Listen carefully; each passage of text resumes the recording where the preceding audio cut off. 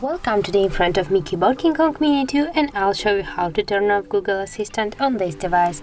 So first you should go to the Google application.